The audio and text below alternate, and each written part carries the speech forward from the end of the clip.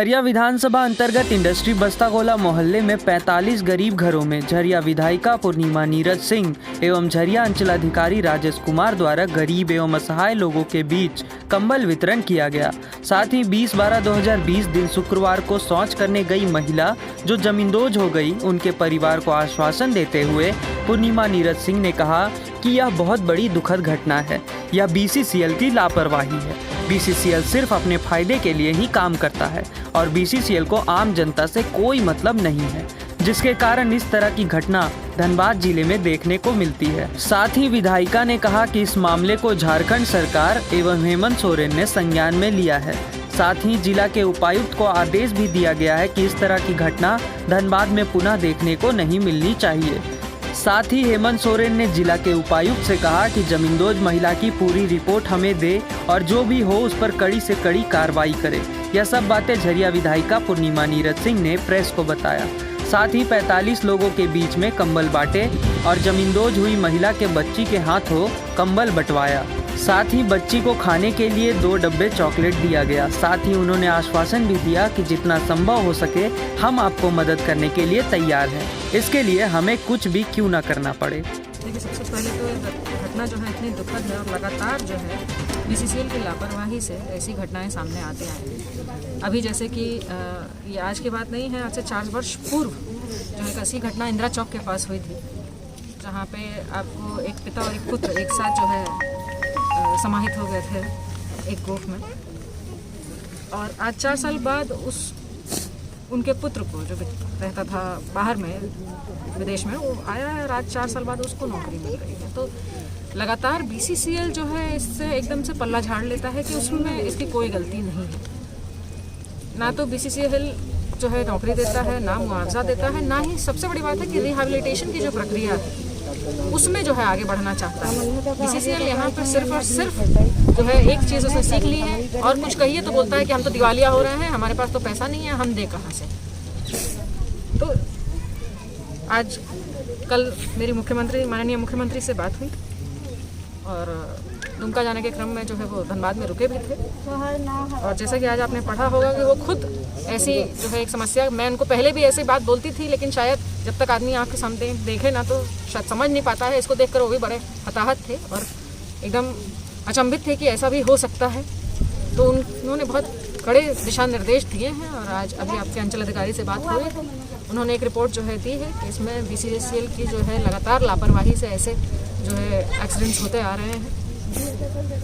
तो इस पे जो है अंकुश लगना चाहिए और ज़रूर आगे आपको देखने को मिलेगा कि हम प्रयासरत हैं। बीसीसीएल अपनी जिम्मेदारी पहले ले और सबसे बड़ी बात है कि अब जो रिहैबिलिटेशन की प्रक्रिया है हम उसकी तरफ जाएंगे ताकि लोगों को हम सुरक्षित भी रख सकें। और झरिया की एक बहुत बड़ी समस्या रही है विस्थापन की, तो सिर्फ यही नहीं, बाकी भी जो आपको लिलोरी पथरा जैसे एरिया हैं जहाँ लगातार आप लोग जिसकी बात करते आ रहे हैं, एक रोज़गार समस्या है उसमें रिहैबिलिटेशन होने में, या कई लोगों का जो है कागज़ का प्रॉब्लम होता है क्योंकि आज भी जो 2004 के पहले का जो है आपसे दस्तावेज मांगा जाता है आप, तो लगातार जो है निरंतर जो है यहाँ पर डीसी कार्यालय से हम लोग संपर्क में रहते हैं और लगे हुए हैं कि रिहैबिलिटेशन जो है वो। मैडम, अगर बात की जाए तो लगातार जैसे जिस तरीके से लिलोरी पथरा की स्थिति देखी जा रही है और इंदिरा चौक के समीप जो निर्माण क्षेत्र हुए वहाँ पे हुआ है, उसके बावजूद भी वहाँ पे टावर का निर्माण किया गया है और लोग काफ़ी हताहत ऐसी दोबारा ऐसे हादसा ना हो जाए, उसको लेकर जिला प्रशासन क्या तैयारी करेगी?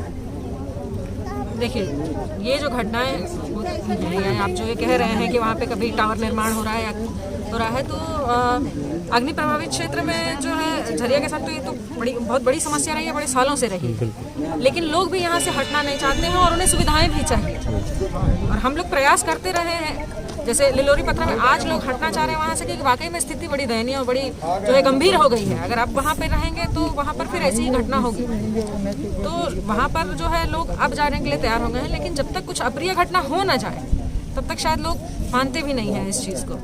और इस हर बात के 2 पहलू होते हैं। देखिए, एक तो ये भी है और दूसरा ये भी है कि जो है इसका हवाला देकर ज़बरदस्ती खाली भी करवाया जाता है। तो कहीं ना कहीं इन 2 चीज़ों के बीच में सामंजस्य बिठाना होगा। उसके लिए प्रशासन जो है लगातार कोशिश करता रहता है। आज एक वैसी अप्रिय घटना हुई है और ये बहुत ही दुखद है। इनके 2 बच्चे हैं, 2 छोटी छोटी बच्चियां हैं, इसको देख रहे हैं। लेकिन आज बीसीसीएल पे हमने इतना दबाव बनाया है कि मुझे लगता है आज वो जो तैयार हुए हैं जिस मुआवजे के लिए या इनकी देखरेख के लिए वो अपने आप में एक जो है बड़ा हिस्टोरिक डिसीजन होगा।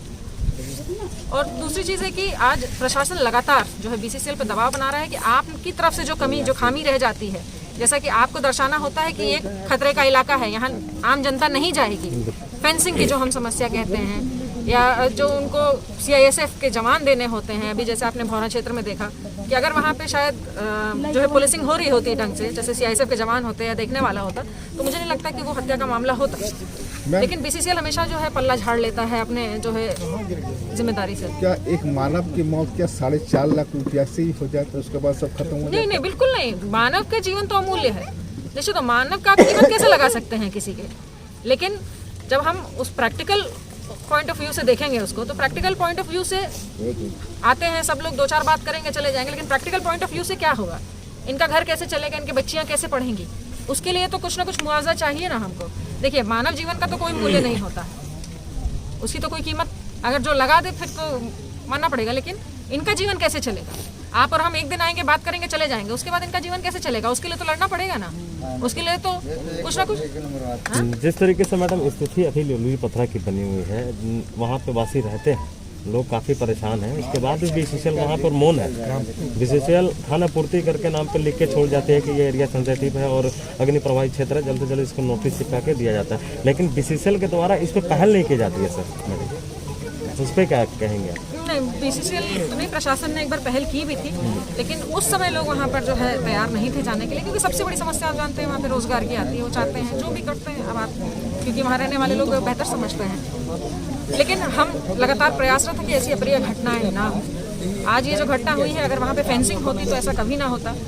जब कोई भी इलाका आपका जो है अग्नि प्रभावित क्षेत्र घोषित कर दिया जाता है, तो सबसे पहले वहाँ पे फेंसिंग करके ये करना होता है कि अब आप इसके आगे नहीं जाएंगे। तो कहीं ना कहीं इस मामले में बीसीसीएल प्रबंधक की लापरवाही है। कहीं ना कहीं मुझे लगता है, अगर इतना सुनने के बाद और ये सब देखने के बाद अगर आप कहीं ना कहीं कह रहे हैं, तो आपके मन में है कि बीसीसीएल जिम्मेदार नहीं है। मुझे लगता है पूरी के पूरी तरीके से बीसीसीएल मैम इसका तो फॉलो डीजीएमएस भी करता है ना, इसको देख रेख के लिए। डीजीएमएस उसको इसमें संलिप्तता नहीं है, डीजीएमएस को दिखाई नहीं पड़ती, इतना तो बड़ा ओबी कर देता है। बिल्कुल, डीजीएमएस भी जिम्मेदार है। ये जो आपको एक तरीके से जो ये दोनों मिलकर डीजीएमएस की गलती की, जहाँ पर भी अगर परेशानी नहीं होती है वहाँ वो परेशानी दिखा देते हैं, जिसका सबसे बड़ा उदाहरण आपके सामने आरएसपी है। आरएसपी को रातों रात हटाने का जरूरत नहीं था, उसको बाकायदा 2, 4, 5, 6 महीने 1 साल का नोटिस दिया जा सकता था। जो वहाँ पे उद्दंडता की गई बच्चों के साथ, उसको करने की कोई आवश्यकता नहीं थी, और वहाँ पर उन्होंने रातों रात खाली करा दिया। जहाँ लिलोरी पथरा जैसी जगह में जहाँ अत्यंत आवश्यकता है, वहाँ पर वो मौन रहते हैं, क्योंकि वहाँ उनको फायदा दिख नहीं रहा है कुछ भी। तो ये सारी बड़ी समस्याएं हैं, लेकिन प्रशासन आज लगातार जो है एक सामंजस्य बिठाने का कोशिश कर रहा है, और निश्चित तौर पर दिखेगा।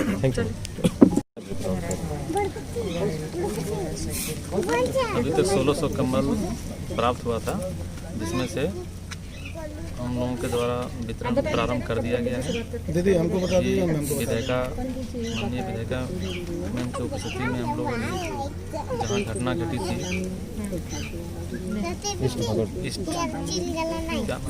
इंडस्ट्री कॉलोनी, वहाँ पर भी हम लोग वितरण लगभग 40 परिवार को कर रहे हैं। इसके साथ साथ अभी 11 लोकेशन में वितरण और हो रहा है, जिसमें हमारे राजस्व निरीक्षक, अंचल निरीक्षक लगे हुए हैं, और कल तक प्रयास रहेगा 1600 का 1600 वितरण निश्चित हो जाए। सेकंड लॉट कमल और प्राप्त होगा नेक्स्ट राउंड में, जहाँ बचेगा।